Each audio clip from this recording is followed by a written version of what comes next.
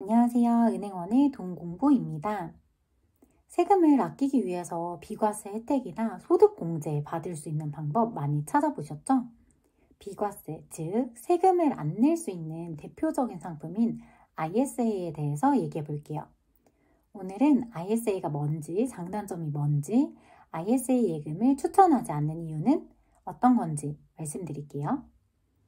ISA 제도가 계속 업그레이드가 되고 있고 경우의 수가 굉장히 많아서 저도 이번에 다시 꼼꼼히 공부해 봤습니다. ISA는 개인 종합 자산 관리 계좌라고 하는데요. 이름부터 난해하죠? 한 개의 계좌로 예적금, 주식, 펀드, ETF 등 다양한 상품을 투자할 수 있고 돈을 모으라고 세금 혜택을 주는 계좌라고 보시면 돼요. 가입 자격은 19세 이상이거나 직전 연도 근로소득이 있는 15세 이상 대한민국 거주자입니다. 그럼 소득이 없는 경우는 가입이 가능할까요? 네, 가능합니다. 제가 엄마 거로 직접 확인해 봤어요. 단 직전 3개년 중 한 번이라도 배당금, 이자 등 금융소득이 2천만 원 이상 발생하게 되면 가입하실 수 없습니다. 1인당 한 개의 계좌만 개설이 가능하고 의무 가입 기간은 3년이에요. 그리고 연간 2천만 원, 5년간 최대 1억까지 납입이 가능합니다. 첫 번째 장점은 비과세 혜택입니다. ISA는 일반형과 서민형 두 가지로 나뉘는데요. 일반형은 순이익 200만 원까지는 세금을 내지 않고 200만 원이 넘는 금액은 9.9%로 분리과세합니다.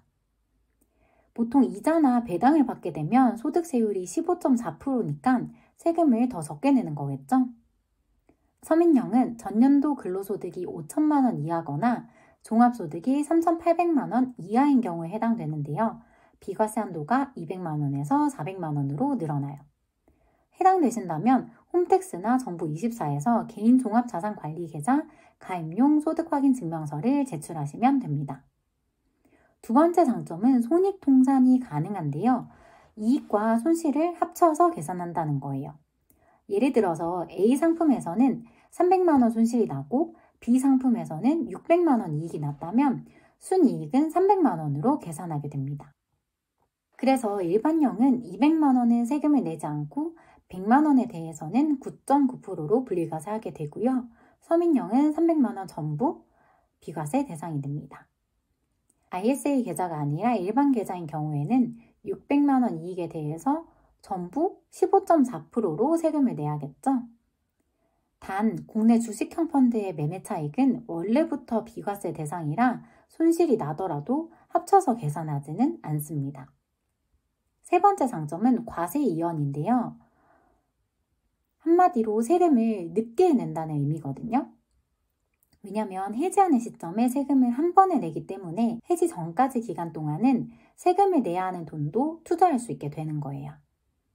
그럼 이제 단점을 말씀드려 볼게요. 첫 번째는 3년이라는 의무 가입 기간이에요. 근데 3년이란 기간이 부담스럽다면 개설한 다음에 2년 동안은 돈을 넣지 말고 3년째에 최대 6천만 원을 넣는 것도 가능해요.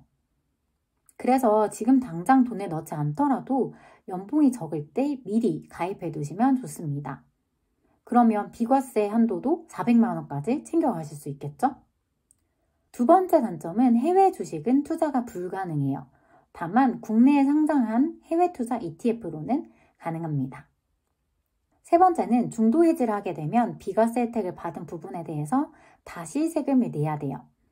원금은 중도 인출도 가능하니까 사실상 이자 부분에 대해서만 인출이 불가능하다고 생각하시면 부담이 좀 줄 수 있을 것 같아요. 네 번째는 ISA 계좌는 수수료가 발생합니다. 상품과 금융사에 따라서 수수료는 다르게 발생하니까 이 부분은 한번 체크해 보시면 좋을 것 같아요. 그럼 이런 장단점이 있는 ISA 계좌를 만드는 게 좋을까요? 제 대답은 만드세요입니다. 그런데 실제로 은행에서 ISA 계좌를 만드신 분들을 보면 80% 이상이 자산의 대부분을 예금에 넣고 있더라고요. 저는 ISA 계좌로 예적금을 가입하는 것은 추천하지 않습니다. 첫 번째 이유는 현재 시점의 ISA 예금 금리가 일반 예금 금리보다 낮습니다. ISA는 타인 예적금만 가입할 수 있어서 이런 정책이 바뀌지 않는다면 앞으로도 금리가 좀 더 낮을 것 같아요. 그래서 실질적으로 받을 수 있는 혜택이 크지 않습니다.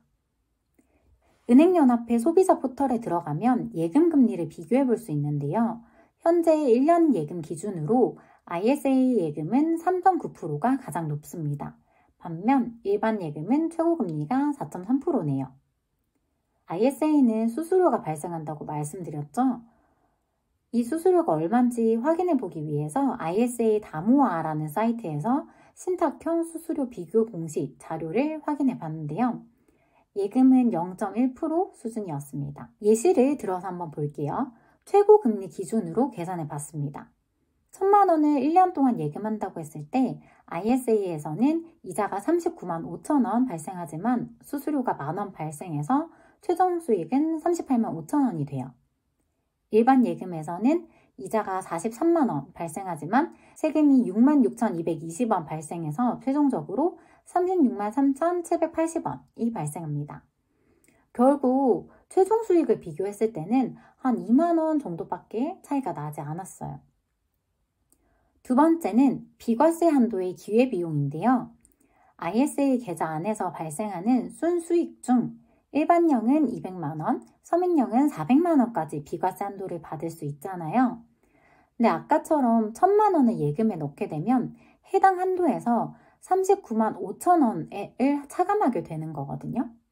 그만큼 다른 상품에서 비과세 혜택을 받을 수 없게 됩니다.